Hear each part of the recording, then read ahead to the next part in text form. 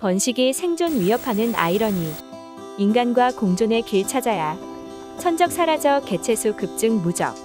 먹이 부족해 종족 보존마저 위태. 취재팀 벽송사 조명 설치 잠복. 절에서 공양하고 남은 음식 보시. 가족 데리고 경계선체 허기 채워. 도심까지 진출한 건 인간의 책임. 산 아래 구릉 동물 사람 완충지대. 개발로 고유 생활 영역 야금야금. 저돌적 공격 유해 짐승은 오해. 겨울 초봄 먹이 부족 혹독한 시련. 경남 함양군 마천면 벽송사에서 해가 질 무렵 숲에 숨어있던 멧돼지 무리가 먹이를 찾아오고 있다. 한반도 숲의 강자는 멧돼지다. 멧돼지는 가족 단위로 무리를 지어 생활한다. 어미는 새끼들이 완전히 성장해 독립할 수 있을 때까지 새끼들과 함께 생활한다. 야생의 세계는 이미 멧돼지의 세상이 돼버렸다. 현재 국내 산천에서 멧돼지를 공격할 수 있는 맹수는 거의 남아있지 않다.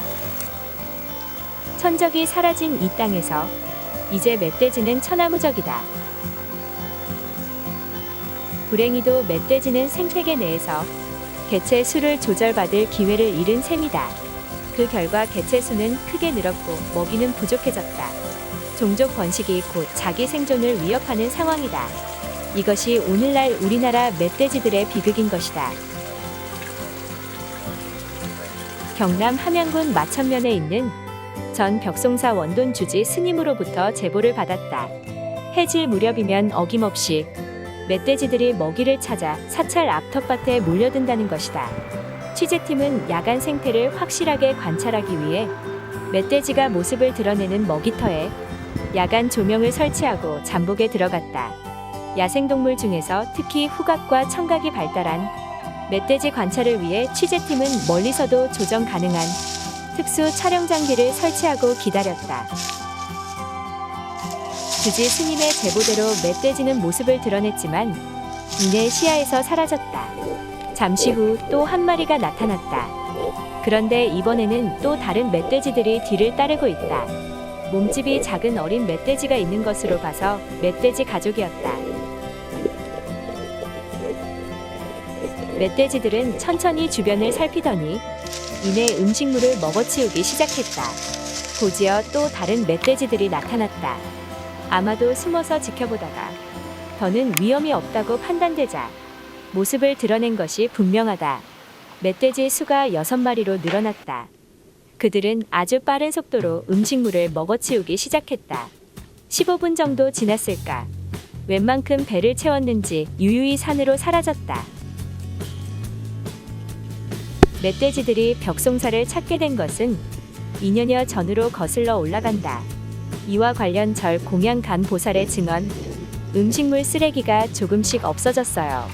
날이 갈수록 그 양이 점차 늘었어요. 어느 시점이 되니까 음식물 쓰레기가 거의 없더라고. 저를 비롯한 절 식구들 모두가 궁금해 저녁 때부터 각자의 위치에서 지켜보니 주범은 멧돼지였어요.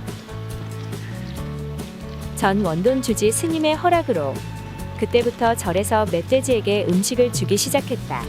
일이 더 늘어난 공양 간보살은 이에 개의치 않고 되레 성의를 다해 먹이 주기에 여념이 없다. 먹이는 주로 재를 올리고 남은 각종 떡과 공양하고 남은 음식물이 대부분이지만 공양 간보살은 철마다 신선한 과일을 먹이기 위해 최대한의 노력을 아끼지 않는다. 먹이뿐 아니라 멧돼지의 안전에도 신경을 쓴다. 여유가 있을 땐 홍 마을 사람들이 천우앗을 법한 올무를 제거하기 위해 절 주위를 돌아다닌다. 그것도 모자라 행여 올무 등으로 해코지를 당하지 않았나 걱정하며 음식을 먹는 멧돼지들의 머릿수를 헤아리기도 한다. 멧돼지가 먹이 부족으로 자주 출몰하는 곳에 보살이 먹이를 주고 있다. 지리산 둘레길 초입에 있는 벽송사 앞 텃밭. 양지 바른 터에는 매일 저녁사에서 6마리의 멧돼지 떼가 어김없이 나타난다. 이렇다 보니 야생 멧돼지들은 냄새만 맡고 보살을 알아보며 도망갈 생각을 하지 않는다고 한다. 공양간 보살은 매일매일 야생 멧돼지들을 보다 보니 이제는 모든 야생동물이 사람과 한데 어울려 사는 세상이 빨리 왔으면 좋겠다며 멧돼지들이 벽송사를 찾아오는 한먹이 주기를 멈추지 않을 것이라고 말했다. 멧돼지과에 속하는 멧돼지는 가축화된 돼지의 조상종이다. 돼지가 탈출해 산으로 도망치면서 새끼를 낳아 한 세대 만에 자연에 적응. 온순한 가축에서 사나운 맹수로 돌변했다. 고기의 식용도 가능해 사육하기도 한다. 몸 길이는 1에서 1.8m, 어깨 높이는 0.45에서 1m, 몸무게는 100에서 300 정도. 원뿔형인 머리는 몸통과 구별이 확실하지 않다. 네 다리는 짧고 가늘며 겉보기와는 달리 아주 빠르다. 몸색은 어두운 갈색에서 엷은 갈색에 이르기까지 다양하다. 아시아 멧돼지는 머리 꼭대기에서 등 중앙부에 걸쳐 긴 센털이 많이 나 있지만 유럽 멧돼지는 털이 그다지 발달해 있지 않다.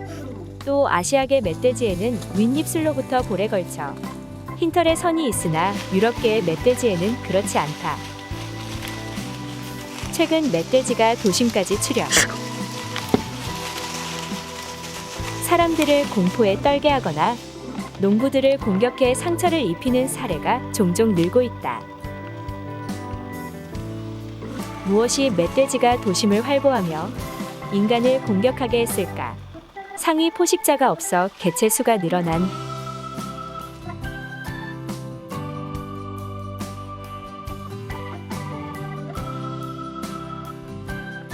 나무 밑둥에 껍질이 홀딱 벗겨진 길 옆에 소나무가 눈길을 끌기에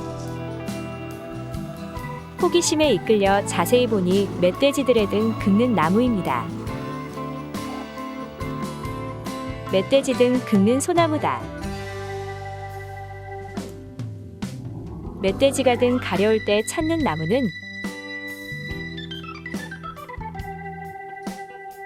멧돼지의 물놀이터나 등을 긁기 위한 나무 둥치가 있다. 아무 나무에나 등을 긁을 것 같아도 그러지 않는다. 자기만의 이동 동선이 있지만 그 어떤 텃세를 확실히 지키는 것 같다. 멧돼지들이 등을 긁는 효자나무 정도?